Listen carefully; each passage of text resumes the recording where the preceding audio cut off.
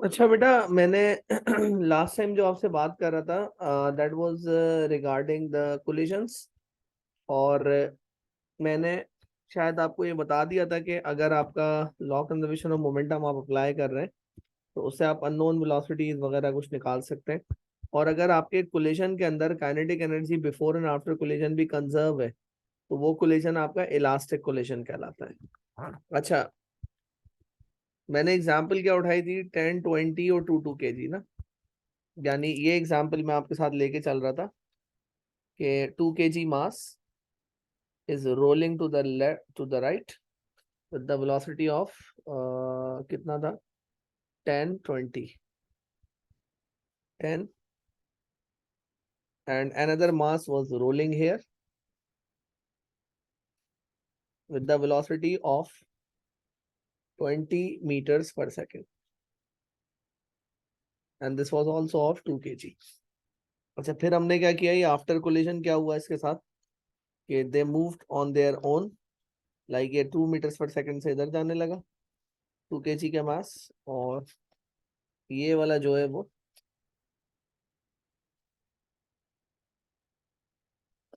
इस तरफ मूव होने लगा था।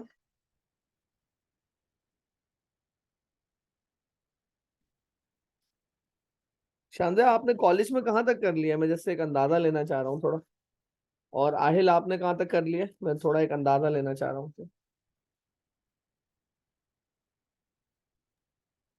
सर मैं यहीं तक हूँ, इसी चैप्टर तक। इसी चैप्टर में आप, ठीक है। और उमैमा आपका बेटा मिड में कहाँ तक आ रहा है, कहाँ तक हो गया आपका? सब थोड़ा थोड़ा चैट पे बता देना क्या क्या आ रहा है आपके मिड ईयर में।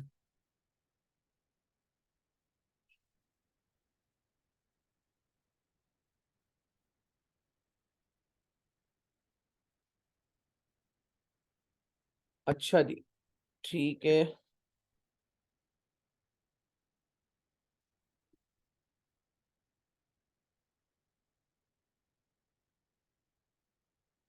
Sir, forces. हम्म, फोर्सेस आ रहा है, ठीक है। और फोर्सेस तो मैं आराम से करवा दूंगा, इस वीक में ही हो जाएगा इनफैक्ट। अच्छा, आज हम इसको अगर वाइंड अप कर लेंगे इंशाल्लाह तो हम लोग फिर भी फोर्सेस स्टार्ट कर देंगे। कल भी क्लास है हमारी, परसों भी है, और फिर इंशाल्लाह मैं अभी आगे फ्राइडे सैटरडे में भी कोशिश करता हूँ। लास्ट संडे को पूरी ट्राई करी मगर अजीब किस्मत साथ नहीं दिया उसने, नहीं तो मैं लंबी क्लास के मूड में था उस दिन।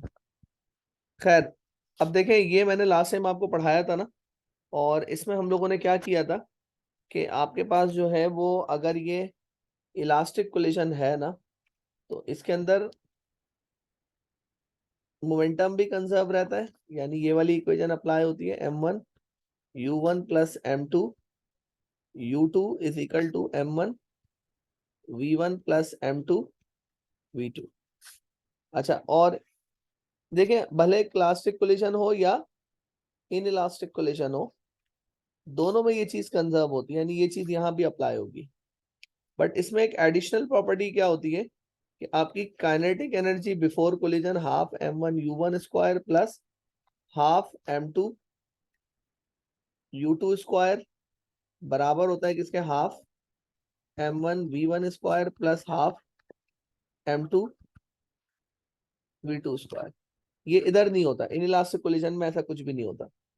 अच्छा, number 3, elastic collision never sticky collision, मतलब स्टिक टुगेदर वाले केसेस कभी भी नहीं होते। ये नेवर नेवर स्टिक टुगेदर, मतलब बॉडीज टकरा के ना हमेशा सेपरेट होंगी, और ये स्टिकी हो भी सकते हैं। ऐसा नहीं है कि इन इलास्टिक में ये प्रॉपर्टी अप्लाई होगी, ऐसा नहीं है। अच्छा, दूसरी बात, चौथी बात, स्पीड ऑफ अप्रोच, ये बड़ा टेक्निकल पॉइंट है। स्पीड ऑफ अप्रोच बराबर होता है किसके, स्पीड ऑफ सेपरेशन के। और ये प्रॉपर्टी इधर नहीं लगती। पांचवी प्रॉपर्टी जो इलास्टिक कोलिजन की होती है वो होती है कि sum of velocities of one body before and after collision must be equal to sum of velocities of other body before and after collision. तो अब मैंने इस कोलिजन को चेक किया था लास्ट टाइम शायद आपसे, तो इसके अंदर मोमेंटम कंजर्व था। इस वाले कोलिजन में पहली प्रॉपर्टी क्या लग रही थी, मोमेंटम कंजर्व है। आप देखें इसमें मोमेंटम कंजर्व है, मतलब before and after collision momentum conserve है। नंबर 2, इसमें काइनेटिक एनर्जी कंजर्व है।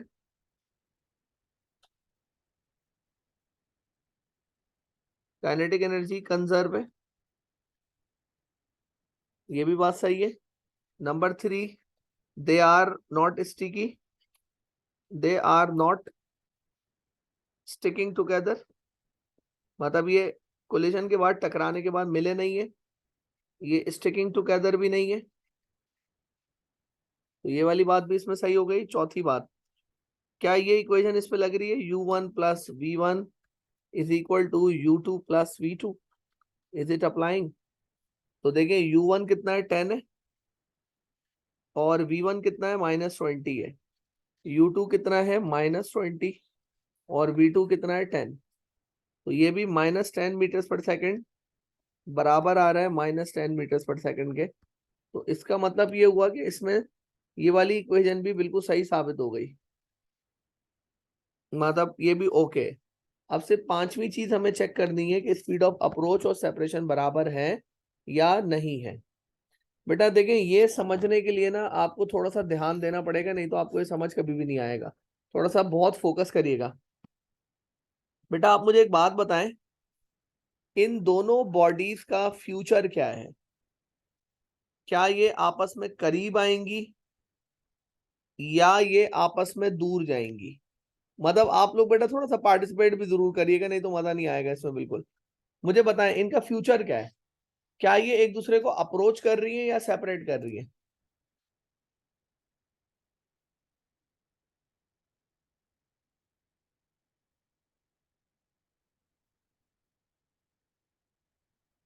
अप्रोच, ठीक है।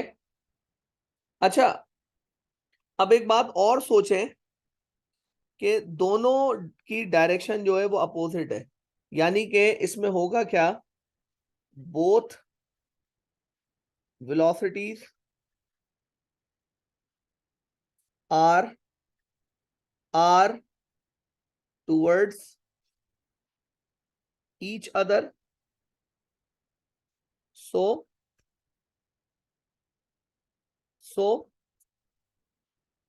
दे have they are quickly reducing distance between them, quickly reducing distance between them। तो इनकी कंबाइंड वेलोसिटी ऑफ अप्रोच क्या हो जाएगी, velocity of approach, combined velocity of approach हो जाएगी इनकी ऐड होके 40 + 20। अच्छा बच्चे को ये भले बताते रहो कि बेटा ये ऐड करेंगे, वो हमेशा अपनी एक रट लगा देता है कि नहीं सर ये लेफ्ट पर है तो मैं इसको माइनस लूंगा। ओ भाई, ये वेलोसिटी ऑफ अप्रोच एक अलग टर्म है, इसका मतलब है कि दोनों वेलोसिटीज की डायरेक्शन है तो अपोजिट, मगर favourable for reducing the distance है, तो हम इन दोनों को ऐड कर देंगे। अच्छा, एक और केस दे रहा हूं, उसको समझाने की कोशिश और करता हूं। आप मुझे एक बात बताइएगा कि ये अप्रोच है या सेपरेट है, प्लीज बहुत गौर से देख के बताइएगा, जल्दबाजी मत करिएगा। ये अप्रोच हो रही है बॉडीज आपस में या सेपरेट हो रही है? इज इट अप्रोच और सेपरेट?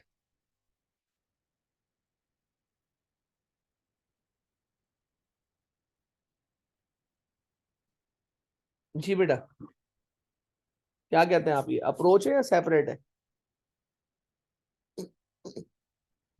ये ए बॉडी है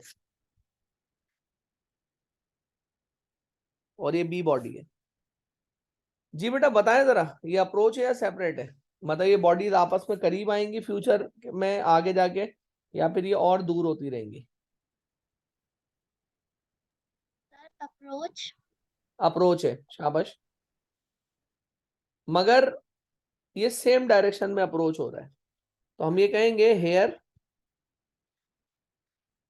both velocities here, both velocities are in same direction,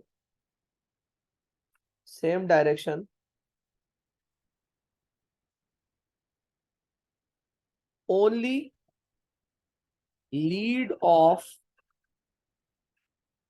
20 meters per second of body A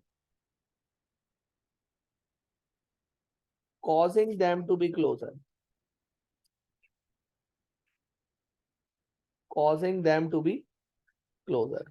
मतलब अगर ये 40 मीटर पर सेकंड की लीड ना हो हमें, मतलब इसमें लीड है ना, थोड़ी सी ज्यादा है ये वेलोसिटी, तो इस वजह से ये आपके पास जो है वो अप्रोच कर रहा है। तो अब आपके पास वेलोसिटी ऑफ अप्रोच क्या हो जाएगी, इनकी कंबाइंड वेलोसिटी ऑफ अप्रोच क्या हो जाएगी, their combined velocity of approach must be 40 minus 20। तो कंबाइंड वेलोसिटी ऑफ अप्रोच हो जाएगी 20 मीटर्स पर सेकेंड, यानी कि only the lead of A over B, which is 20 meter per second, is causing them to approach each other। तो इसका मतलब है कि अगर हम अपोजिट डायरेक्शन में अप्रोच कर रहे हैं तो हम लोग ऐड करते हैं, अपोजिट है ना, अगर अपोजिट डायरेक्शन में हम अप्रोच कर रहे हैं तो हम लोग वेलोसिटी ऑफ अप्रोच निकालने के लिए ऐड करते हैं, और अगर हम लोग सेम डायरेक्शन में अप्रोच कर रहे हैं, सेम डायरेक्शन में अगर अप्रोच कर रहे हैं तो हम लोग वेलोसिटी ऑफ अप्रोच निकालने के लिए सब्ट्रैक्ट करते हैं। अच्छा, एक चीज और देखिएगा बेटा, आप लोग मुझे ये बताएं कि अप्रोच है या सेपरेट है।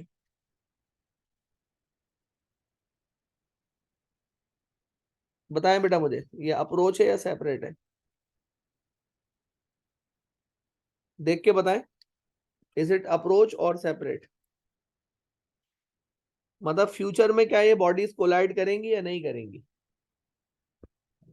Sir separate. सेपरेट है ना, परफेक्ट सेपरेशन से। अच्छा, अब हम ये कह सकते हैं दे आर, बिल्कुल सही है, सेपरेट है Abdullah, they are separating, they are separating इन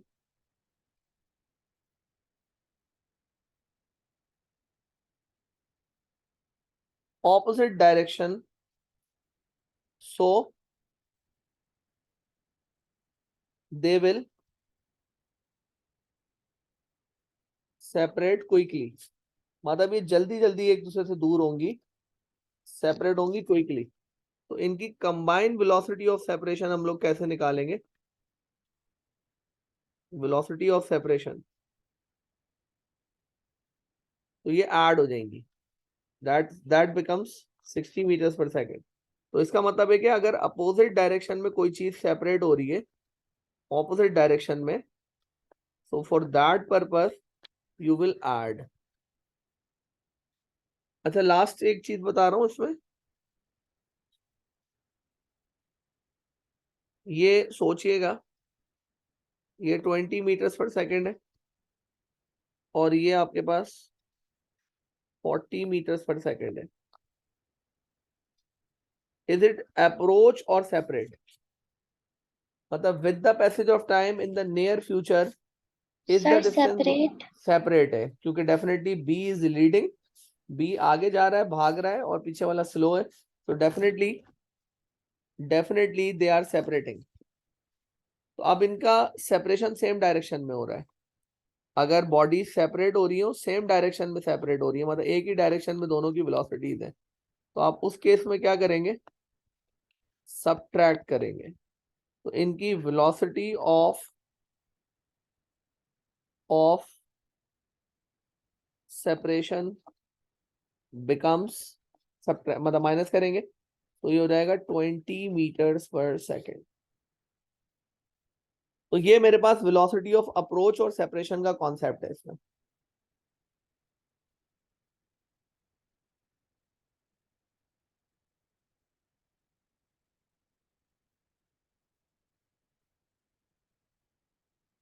देखिए सही है ये वाली बात।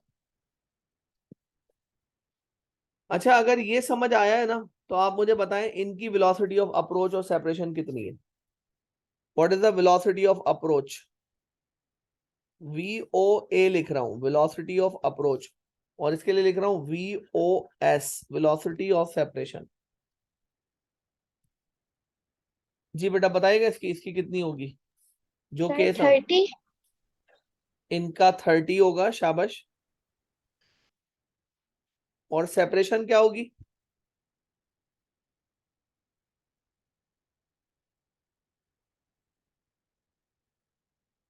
जी बेटा, अपोजिट डायरेक्शन में सर सेपरेट, 30। वो भी 30 होगा।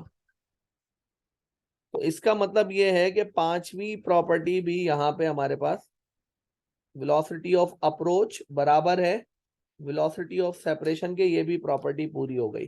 तो बेटा ये कोलिजन तो परफेक्टली इलास्टिक है, ये बात प्रूव हो गई कि कोलिजन इज परफेक्टली इलास्टिक। देखिए मैं थोड़ा सा एक्सप्लेन करता हूं इसका मजीद। देखिए इलास्टिक कोलिजन जो है ना वो स्पेशल है, और ये वाला जो कोलिजन है वो ऑर्डिनरी है। जैसे हमारे पास नहीं होता कि अगर कोई सैमसंग का सेट है A30, तो A30 और फिर होता है उसका अल्ट्रा प्रो मैक्स वर्जन। तो जो A30 का बेसिक वर्जन है उसमें और अल्ट्रा प्रो मैक्स में कुछ चीजें कॉमन होंगी, जैसे इलास्टिक कोलिजन और इन इलास्टिक कोलिजन में कुछ चीजें क्या एक ही चीज कॉमन है कि दोनों में मोमेंटम कंजर्व होता है।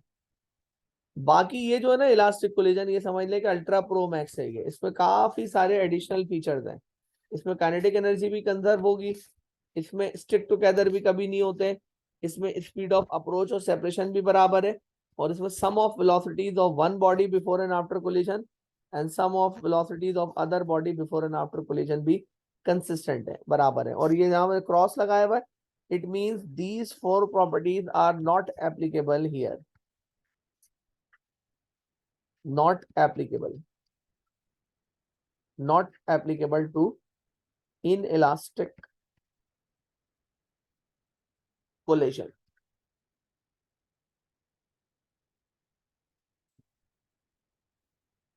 ठीक है बेटा, ये वाली बात सही है हमारे पास, बताएगा मुझे सही है यहाँ तक की बात।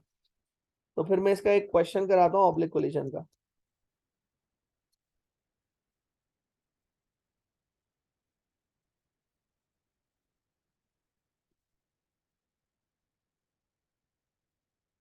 जी बेटा प्लीज, पार्टिसिपेंट सारे आहिल, अब्दुल्ला, अनुषा, आयशा, उमैमा, शांति, बेटा मुझे जरा बता दें कि इसमें कोई कंफ्यूजन तो नहीं है, ताकि फिर मैं आगे बताऊं आपको। सर कोई कंफ्यूजन?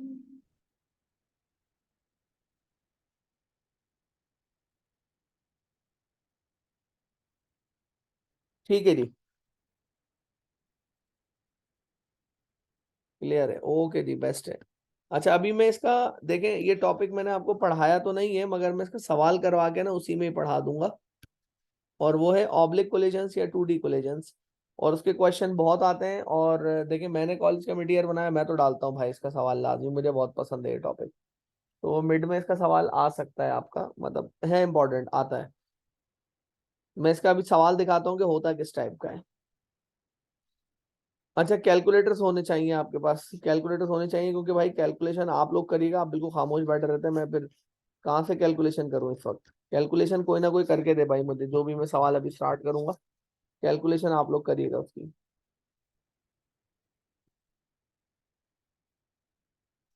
इनकी सॉफ्ट कॉपीज मैं आपको दे चुका हूँ ऑलरेडी। फोर्सेस डेंसिटी नहीं है, इससे पीछे वाला है।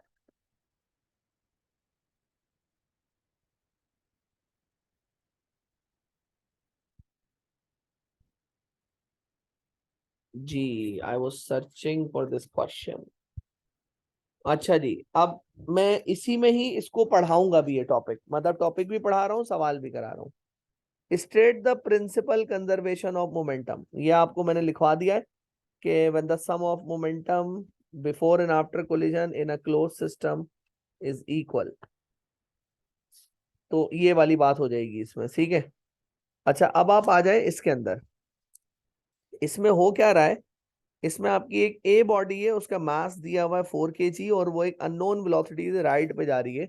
और बी वाली जो बॉडी है ना वो स्टेशनरी है, क्वेश्चन खुद कह रहा है ये रेस्ट पे। ठीक है बेटा, ये रेस्ट पे। अच्छा, जब ये रेस्ट पर है तो इसका मतलब है कि इसके अंदर कोई मोशन वगैरह तो नहीं है। अच्छा, टकराने के बाद they both move like this, they both move like this. मतलब हो क्या रहा है, ये 6 मीटर पर सेकंड की ऐसे वेक्टर फॉर्म में इस तरह से निकल के गया है, और ये 3.5 मीटर पर सेकंड से इस तरह से निकल के गई है बॉडी भी, जिसका मास 12 kg है। तो आप ये देखें कि इससे पहले हम लोग क्या कर रहे थे, बॉडी सीधा सीधा टकराती थी ऐसे, ये आके टकराई, इससे आसान आसान सा होता था, और यूं सेपरेट हो गई, यूं चली गई एक बॉडी। मतलब ये बिल्कुल परफेक्टली एक ही डायरेक्शन में होता था सब। मगर यहाँ पे ना सीन बड़ा डिफरेंट है, it's very very different. Now how it is different, how it is different, देखें। अब हम इसमें करेंगे क्या, ये वाली बॉडी तो रेस्ट में है, ठीक है।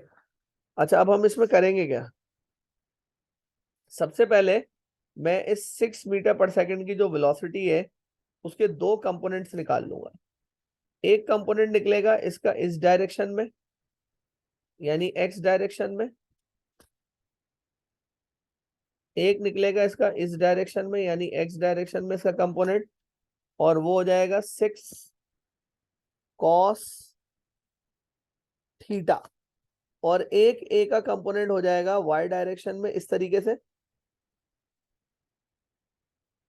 यानी ए वाली जो बॉडी है उसकी वेलोसिटी को मैं क्या कर रहा हूं, बहुत साफ जबान में बोलूं तो I am resoluting the velocity into x and y direction. तो वाई डायरेक्शन में हो जाएगा 6 sin थीटा। अच्छा, बी वाली जो बॉडी है उसकी वेलोसिटी अगर मैं लेता हूं एक्स डायरेक्शन में, तो ये हो जाएगी उसकी एक्स डायरेक्शन में वेलोसिटी, और ये हो जाएगी 3.5 cos 30। और इसकी एक वाई डायरेक्शन में वेलोसिटी हो जाएगी,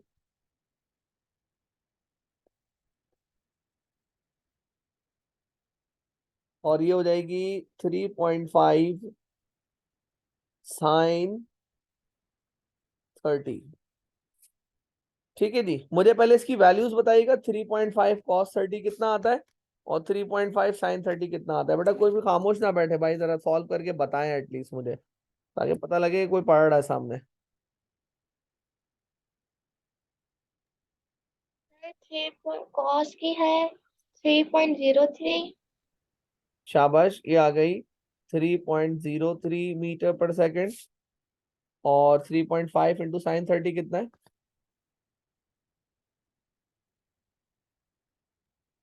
1.75। 1.75, ठीक है। अच्छा देखिए, अब हम इसको सॉल्व कैसे करेंगे, इसके लिए मेरे पास दो इक्वेशंस बनेंगी।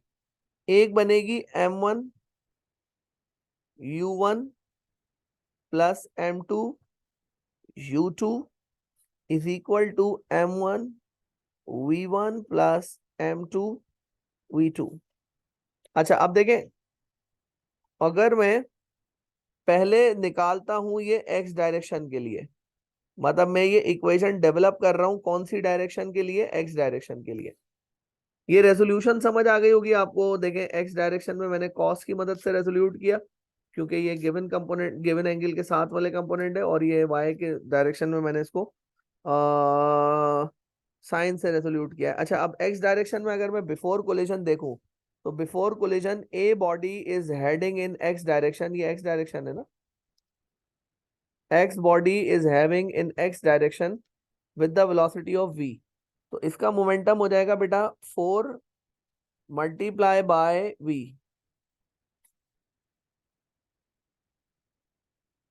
4 × v प्लस दूसरी वाली जो बॉडी है बी, वो मूव ही नहीं कर रही, ना वो एक्स डायरेक्शन में मूव कर रही है ना वो वाई में कर रही है, तो वो तो जीरो है। अच्छा, आफ्टर कोलिजन एक्स डायरेक्शन में ए वाली जो बॉडी है उसका एक्स डायरेक्शन में जो कंपोनेंट है वो है 6 cos थीटा। तो मैं क्या करूंगा, मैं लिखूंगा 4 उसका मास है और उसका एक्स डायरेक्शन में कंपोनेंट है 6 cos थीटा, प्लस जो बी वाली बॉडी है M2 जिसका मास है 12 kg, उसकी जो वेलोसिटी एक्स डायरेक्शन में है वो है 3.03। तो ये मैंने एक्स डायरेक्शन के लिए इक्वेशन बना दी।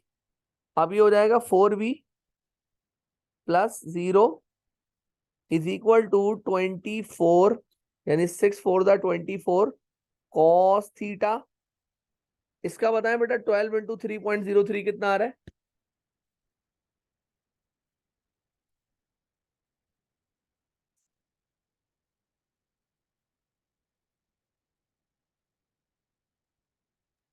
थर्टी 36.36 बेटा। सब करें सॉल्व, एरर के चांसेस होते हैं। वैसे तो खैर मेरे जहन में है ये सवाल, तो सही है ये 36.36। अच्छा दी, एक इक्वेशन आ गई बेटा, इसको देके मैं लॉक कर दिया इसको बस ना, क्योंकि आगे अब सॉल्व भी नहीं हो सकती, क्योंकि दो अननोन है इसमें, ये आगे सॉल्व भी नहीं हो सकती, तो मैंने कहा इसको रोक देते हैं। अच्छा, अब मैं सेम इक्वेशन डेवलप करूंगा, m1 u1 plus m2 u2 is equal to m1 v1 plus m2 v2। अब ये डेवलप करूंगा मैं किसके लिए, y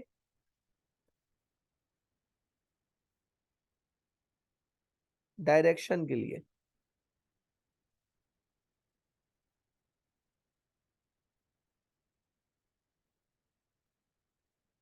अच्छा, जब मैं y डायरेक्शन के लिए डेवलप करूंगा इसको, तो अब देखें, अब मैंने देखा कि बॉडी ए सिर्फ x डायरेक्शन में मूव कर रही थी before collision, it is not moving along either direction, मतलब y डायरेक्शन के अलोंग ये मूव ही नहीं कर रही है, तो परफेक्ट x एक्सिस में मूव कर रही है।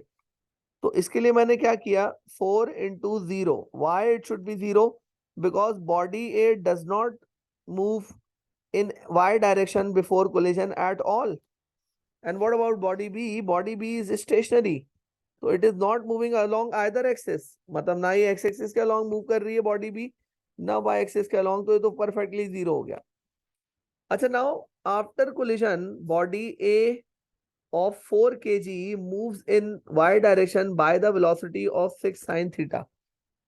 So I should write 4 into 6 sin theta plus body B of 12 kg is moving in y direction with the velocity of 1.75. So I am writing minus 1.75. Why I am writing minus? Because upward velocity if taken positive, then downward velocity must be taken as negative. तो मैंने इसको minus लिखा। अच्छा, ये before collision तो सारा का सारा जीरो हो गया, बचा ही कुछ नहीं। अब ये हो गया 4 6 24, ये हो जाएगा 24 साइन थीटा, और ये कितना आ रहा है 12 इंटू 1.75, कितना आ रहा है 12 इंटू 1.75, देखिए -21 आ रहा है।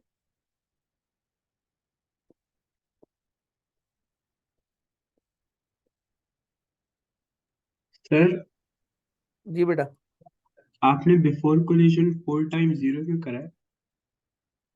4 टाइम्स 0 क्यों किया है? बिकॉज ए वाली बॉडी जो है ना, it's not moving along Y axis, it is perfectly moving along X axis. The velocity component of A is not lying on the vertical plane, it is only along the X plane. अच्छा, ठीक है जी, तो ये हो जाएगा 24 sine theta is equal to 21। तो sine theta would have been equal to 21 upon 24, or theta would have been equal to sine inverse of 21 upon 24। कितना आ रहा है ये answer, sine inverse of 21 upon 24।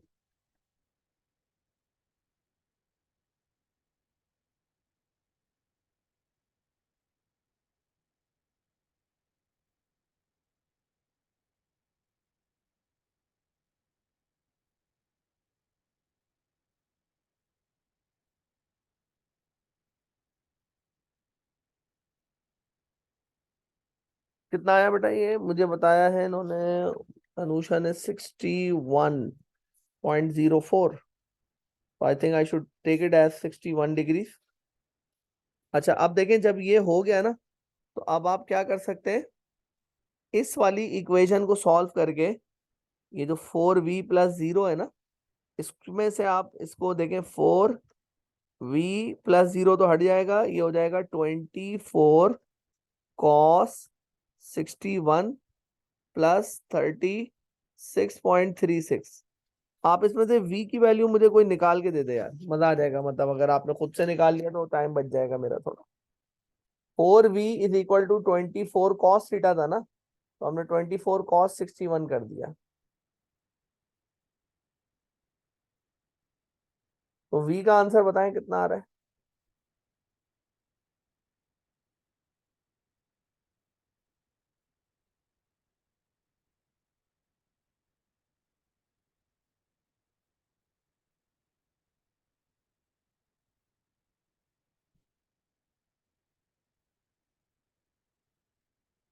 $11.99। तो आई मे से it is 12 meters per second।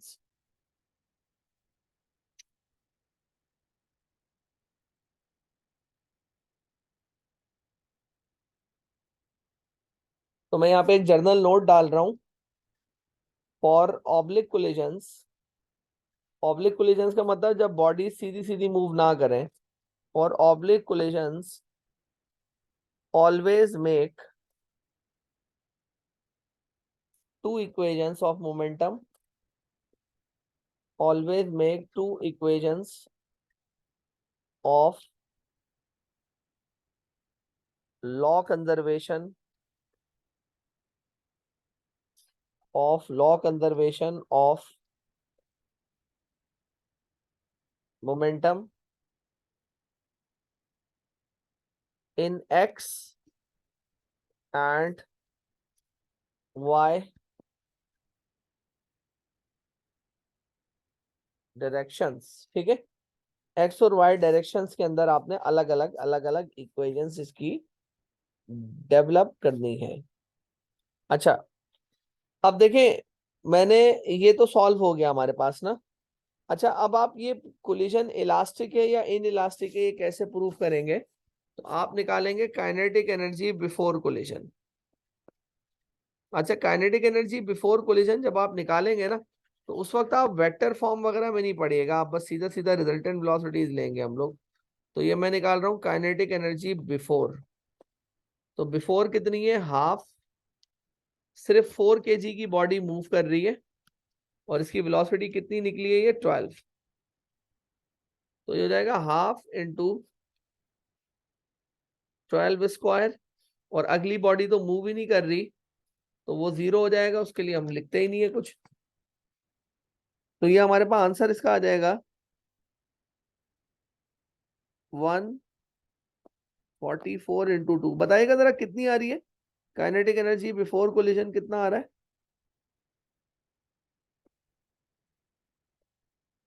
जी बेटा, कितना आ रहा है ये जरा बताएं। सर 288। कितना आ रहा है? 288।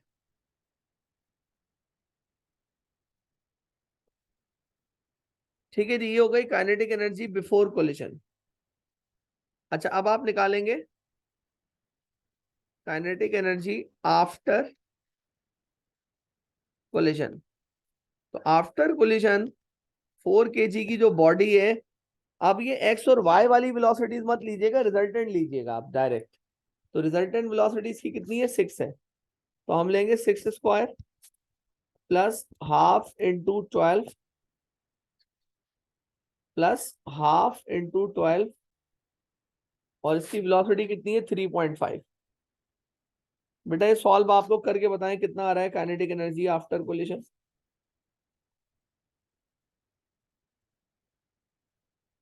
बताइएगा काइनेटिक एनर्जी आफ्टर कोलिजन कितना आ रहा है ये?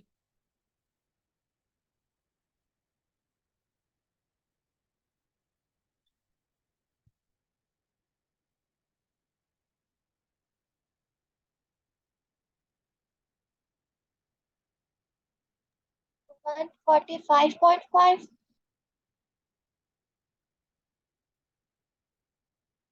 कितना आ रहा है बेटा, मैसेज में लिख दे जरा या बताइएगा दोबारा।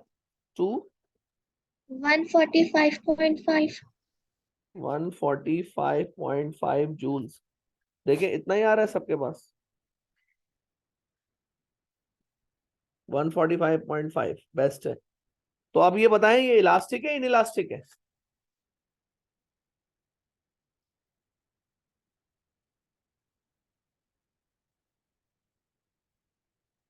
देखें, कंप्लीटली इलास्टिक कोलिजन तो है ही नहीं भाई, ये इन इलास्टिक है, क्योंकि kinetic energy before and after collision is not conserve, is not conserved, so that's why this collision is inelastic in nature।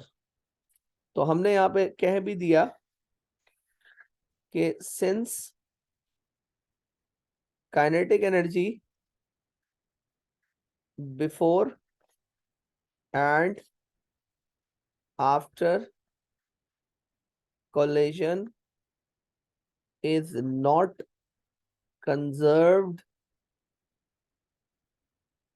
so collision is an inelastic collision, inelastic one।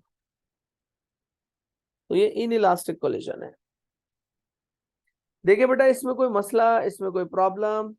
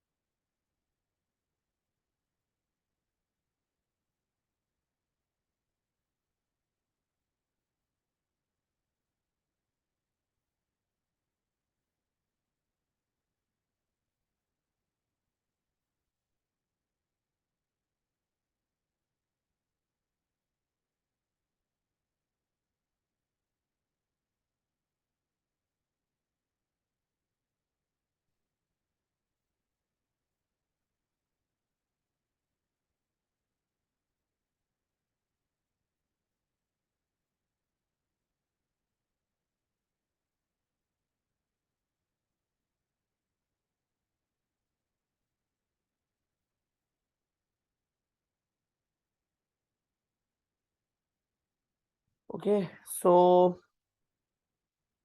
देखें बेटा, ये वाली बात clear है आप लोगों को? प्लीज मुझे जरा बताइएगा, और कॉल रिकनेक्ट भी कर लें, जरा जल्दी से रिकनेक्ट करें, क्लास रिकनेक्ट करें आप लोग, सारे सारे